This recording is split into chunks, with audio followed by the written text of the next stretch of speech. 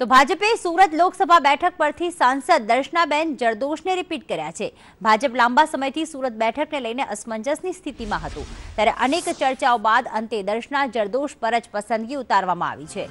આ સાથે જ સુરત મહારથીઓ સ્પષ્ટ થઈ ગયા છે। કોંગ્રેસના અશોક અધિવાળાની સામે ભાજપના દર્શના જરદોશનો ચૂંટણીમાં જંગ ખેલાશે।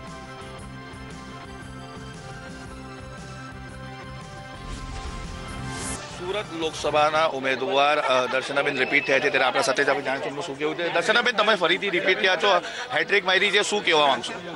खूब आनंदनी लागणी थाय छे, कार्यकर्ताओनो खूब उत्साह छे अने केंद्रीय नेतृत्वए फरी पाछो भरोसा मूक्यो छे, पूर्ण करवानो पाछो प्रयत्न करीशुं। सूरतनी जे रीतनी प्रगतिनी शरूआत थई छे, जे रीते स्मार्ट शहर तरफ आगळ वधी रह्युं छे नरेन्द्रभाई अने अमितभाईना नेतृत्वमां अने राज्य सरकारनी अंदर विजयभाई अने जीतुभाईना नेतृत्वमां आज केंद्रीय नेतृत्वए फरी पाछुं जे मने तक आपी छे ते बदल ए लोकोनो सौनो खूब खूब आभार मानु छुं। विकासनी प्रक्रिया सतत चालती रहती होय छे, એટલે એક પૂરી થાય અને બીજી શરૂ થાય, એટલે આપણે શહેરની અંદર આપણે એના પ્લાનને માટે ફરી પાછા મળશું। તમારા પણ સૂચનો રહેશું, લોકોના પણ સૂચનો રહેશું અને જે અપેક્ષા છે એને પરિપૂર્ણ કરવા માટે નરેન્દ્રભાઈને ફરી પાછા વડાપ્રધાન બનાવવાના ટાર્ગેટ સાથે આગળ વધી રહ્યા આપણે। જે લીડ હતી એના કરતાં વધારે લીડથી જીતીશું। કેમેરા પર્સન ભૂષણ ચૌધરી સાથે આઝમ સાલે, સંદેશ ન્યૂઝ સુરત।